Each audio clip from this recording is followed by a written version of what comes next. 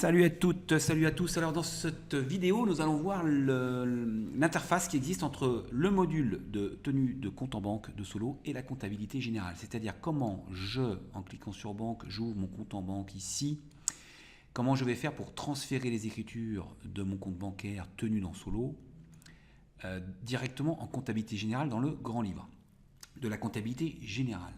Donc il faut avoir un petit peu amorcé, il faut que vous ayez un petit peu de notion sur le module de banque lui-même, hein, avec la possibilité d'interfacer évidemment Solo avec votre banque pour vous éviter de ressaisir toutes les données. On peut aussi évidemment saisir les données bancaires, mais enfin ça vaut quand même le coup de l'interfacer avec votre banque. Ça alimente ce fichier-là, c'est pour ça qu'on retrouve des libellés. On va prendre le mois de mars par exemple, boum. On retrouve des libellés qu'on retrouve sur le relevé bancaire proprement dit, avec les montants au centime près et la date valeur ici. Et puis, il faut connaître un petit peu aussi la comptabilité générale. Et ici, dans saisie d'écriture, je pourrais saisir, par exemple, on va prendre cette ligne-là, qu'il s'agit d'un parking. Donc évidemment, c'est le libellé d'écriture qui me le dit. 100 pages, je connais bien, Carnot, c'est le nom du parking. 12,50 €. Et en fait, je vais choisir ici un modèle d'écriture. Modèle d'écriture qui se paramètre, nous allons le voir dans le module de comptabilité, justement. Et après, je comptabilise. Donc là, j'avais déjà comptabilisé, c'est pas grave, je vais la recomptabiliser, boum. Et ça va en fait directement, quand je coche cette case à cocher dans le module de comptabilité générale de Solo, directement sur l'onglet saisie d'écriture, et directement, ça alimente la saisie d'écriture correspondante à la ligne de banque. Ça le met dans le journal de banque, ça choisit la banque. Alors, tout ça, ça se paramètre ici, on a le numéro de compte bancaire. Et puis, c'est allé se mettre dans le 6251, donc le compte voyage et déplacement, avec le libellé qui est le même libellé que celui que l'on a sur la banque, bien sûr. Okay. Et les montants. Pourquoi c'est allé se mettre dans ce compte-là? Parce que j'ai un modèle d'écriture qui s'appelle parking. Et donc, la gestion des modèles se fait ici par gérer des modèles. On va illustrer un autre exemple et puis après on va passer sur la gestion des modèles. Donc là je peux valider ça en compta, c'est-à-dire dans le grand livre. Bon, je ne vais pas le faire parce que je l'ai fait juste avant, je crois. Voilà, il est là. Donc on va en faire un autre. On va prendre le tanneur par exemple. Le tanneur, c'est quoi ça? J'ai acheté quoi? J'ai acheté, je crois, un trolley pour l'avion. Donc ça c'est du petit équipement. Alors je vais chercher voir si j'ai un modèle qui correspond.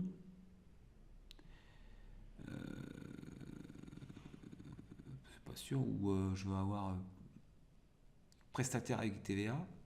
Allons-y. Et je vais le comptabiliser, on va voir ce que ça donne. Alors, ça m'a mis quoi? 401 fournisseurs divers, ça m'a calculé la TVA et ça m'a mis la sous-traitance générale. Bon, c'est pas de la sous-traitance en réalité, c'est de l'achat de petit équipement. Donc, j'ai pas le modèle achat de petit équipement, donc pourquoi ne pas se le créer? Allez donc gérer les modèles. La première chose à faire quand je veux créer un nouveau modèle, il faut, alors je ne sais pas ce bouton, voilà, il faut lui donner un nom. Donc on va faire achat petit équipement. Il le met là et on crée notre écriture en fait. Donc on a l'achat où on va mettre au crédit du compte fournisseur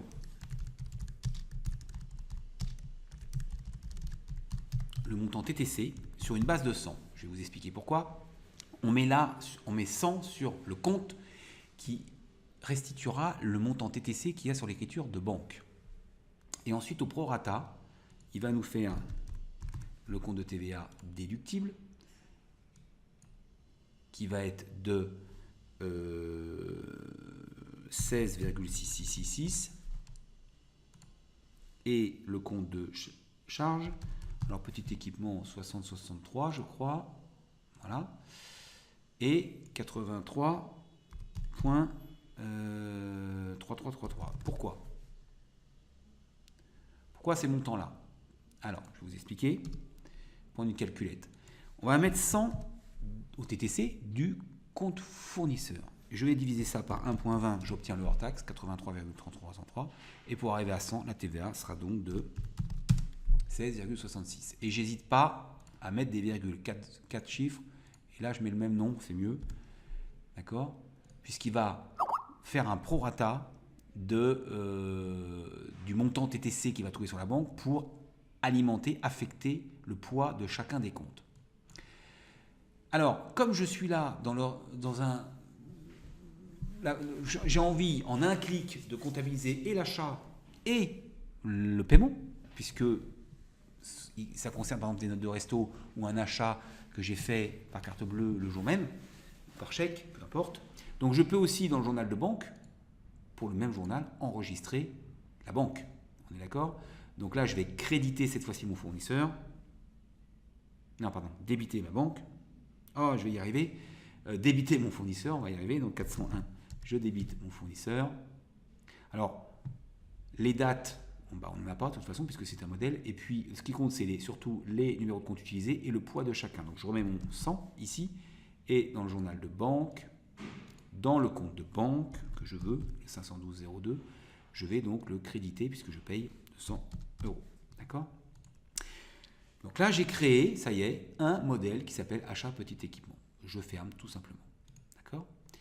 Et quand je suis dans ma banque, eh bien je vois ici, je vais choisir le modèle achat petit équipement, boum, et je clique ici, et ça monte. Alors, il faisait bien 209, c'est bien 209, ça me met 209, ça me met, ah bah, ça m'a mis la banque en premier, mais ça n'a pas d'importance, ça m'a pas mis la banque en premier, si, non, en fait c'est parce qu'on regarde les numéros, ça m'a d'abord saisi ce qui est en dessous, donc 209 au crédit de mon fournisseur. Si mon fournisseur, je veux l'identifier, ben là, il faut que je fasse à la main dans mon folio, d'accord? Si j'ai vraiment, par exemple, le tanneur, si je veux l'identifier, bon là, ça peut être fournisseur divers. Le libellé, on est bien d'accord, c'est le libellé qu'on a trouvé dans la banque. Bon là, on voit que le nom du fournisseur y est, donc pas de souci. Vérifions la TVA, si vous voulez. On a 200 € TTC, divisé par 1,20, ça fait bien 166,66 et pas 174, non, j'ai 209, pardon, divisé par 1,20. Ça fait bien 174,17 arrondi, moins 209, ça fait bien 34,83 de TVA. Parfait. Et puis, dans le même mouvement, solo, je vais avoir le règlement. Donc, je vais débiter mon fournisseur de 209 € et créditer ma banque, puisque là, je paye et qu'on est en compta. Autant là, c'est un débit, autant en compta. Et là, évidemment, ce n'est pas au comptable que je parle. Mais c'est à ceux qui ont toujours du mal à comprendre ça, et moi le premier. Quand en comptabilité, on crédite la banque quand on paye, on la débite quand on prend de l'argent, alors qu'évidemment sur le compte en banque c'est un petit peu l'inverse. Mais là ça n'a pas d'importance, puisque de toute façon quand je débite ma banque c'est du 200, c'est en rouge et en négatif, et donc solo c'est faire la différence entre les deux. Et puis je n'ai plus qu'à valider. Terminé. Évidemment je vérifie que c'est le bon exercice, mais en principe ça vous positionnera sur le bon exercice. Alors ça c'était pour le paiement d'un fournisseur, et donc on a enregistré encore une fois dans le même mouvement l'achat et le règlement, la banque.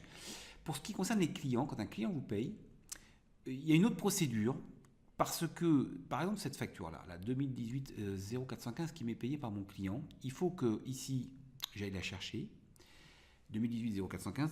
Pourquoi? Parce que là il va falloir aussi qu'il la règle en gestion, c'est-à-dire sur la facture. Je m'explique, vous sélectionnez votre facture. Double-clic dessus, vous allez sur la facture. Vous voyez que bon, ça a déjà été comptabilisé, mais peu importe. J'ai pas de règlement encore. Donc en gestion, la personne me doit encore 1062,92. Une fois que vous avez sélectionné le numéro de la facture, que vous êtes sûr du coût, vous sélectionnez ici le mode de paiement, prélèvement. Et là, il vient de vous valider le virement. En date, évidemment, de l'écriture.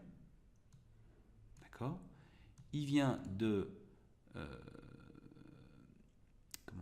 générer le règlement de cette facture, donc en gestion, il ne vous doit plus rien, d'accord, à compte, hein, et il a bien soldé la facture, pour que dans le module facturier, cette facture ne soit plus là. Et puis, on va maintenant la comptabiliser. Même système, là, le folio d'écriture passe par la saisie d'écriture, d'accord, en date du 5-3, nos clients, au crédit, parce que là il s'agit d'un client, je vais débiter ma banque, puisque je rentre les 1062,72, avec le libellé qu'il y a sur le compte en banque. D'accord ? Et je valide. Bon, là c'est déjà fait, donc je ne vais pas le faire, mais je vais donc valider ça. Et ça, logiquement, ça aurait dû valider. Oh non, ça ne le valide pas, parce que de toute façon, alors c'est pourquoi pourquoi mon règlement n'a pas été fait à la bonne date, je n'en sais rien. Mais bon, peu importe. Le fait est que c'était le 5-3. Ok, et donc là, ça me met directement, effectivement. Alors, je peux aussi mettre le numéro de compte, parce que ça n'a pas d'intérêt ici, puisque là, ça sera le compte banque en face du compte fournisseur, et ça, je le sais. Donc, c'est une autre façon de faire. Est-ce que j'en ai une autre? Là, je ne sais pas, ce chèque-là, qui c'est? Parce que alors, ça, les remises de chèque, c'est le pire. Là, c'est un virement automatique. On va prendre celle-là, la 218 0432. Boum. 432, c'est 2018. Voilà, c'est bien lexico. Je choisis virement. Alors attendez, je vais aller voir. Si elle n'avait pas déjà, ouais, ça avait été déjà fait. Le 15 aussi, c'est pas bon le 15. Et puis ça a déjà été réglé. Mais bon, donc ça, comprenez que quand vous choisissez ici et qu'après vous choisissez le compte, le mode ici, ça vous génère le règlement sur la facture. C'est très important. Pourquoi? Parce que j'ai d'un côté la compta et de l'autre, évidemment, la gestion proprement dit. Et là, par exemple, 403 Meucheport Paris, lui, quand il m'a réglé, il m'a pas dit quelle facture ça réglait. Donc c'est à moi d'aller voir quelle facture ça peut régler. Et donc là, il faut aller dans les factures pour pouvoir choisir la bonne facture, évidemment. Sachant que comme j'ai pas affecté la facture ici, si je comptabilise maintenant, il est incapable. D'ailleurs, il va me dire, vous n'avez renseigné ni modèle ni pièce, c'est-à-dire qu'il ne sait absolument pas sur quel compte affecter cette opération. D'accord? Strikingly, est-ce qu'on a un modèle? Allons voir. Strikingly, non. Tiens, j'en ai pas. Alors, j'ai jamais enregistré du Strikingly, ça m'étonne. Du Mozy, tiens, on va voir un truc. Là, Mozy, là, boum. Vous avez vu, ça m'a mis tout de suite Mozy facture. Pourquoi? Parce que Solo, là maintenant, il est capable, s'il a déjà une écriture qui contient la même chose sur les 10, 12, 15, 20 premiers caractères, dans le passé, il est capable de me proposer le même modèle d'écriture que celui qui avait été choisi à l'époque. Ça vous évite, ça en gagne encore du temps, parce que ça vous évite de choisir le modèle d'écriture. Donc là, j'ai choisi Mozy, et puis j'ai plus qu'à valider, tout simplement. Boum. Alors là, c'est carrément le... J'ai pas de TVA. Donc là, c'est l'enregistrement de la dette. Bon, je suis incapable de dire là, en l'état si la facture... Parce que là, attention, il faut quand même qu'il y ait les dates de facture, bien évidemment, plutôt que les dates de règlement. Ça, il s'agit d'une date de règlement. Bon, si ma date de facture est à peu près proche, je peux très bien enregistrer le règlement en même temps que le paiement. Enfin, le règlement en même temps que la facture. Si j'ai un peu d'écart, il vaut mieux mettre le bonne date de facture, bien évidemment, ici, avec éventuellement le numéro de la facture sur la pièce ici, puisque là, je ne l'ai pas. Soit dit en passant, je ne l'ai pas, sauf si je le mets. C'est-à-dire que si je vois ici, ou si j'ai sous les yeux la facture numéro machin, je peux très bien ici mettre. D'accord? Et quand je vais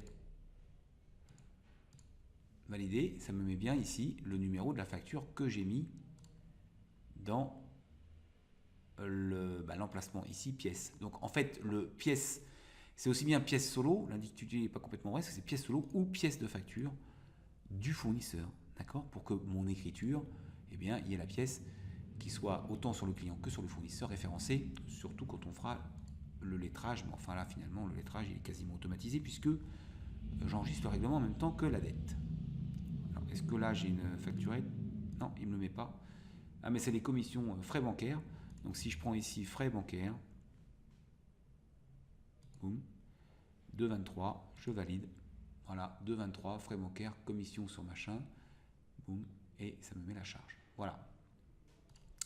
Donc, et puis petit à petit, je vérifie que tout mon mois est bien comptabilisé. Et donc, ça me permet vraiment d'automatiser la saisie de la comptabilité générale à partir du module banque, ce qui est un gain de temps important.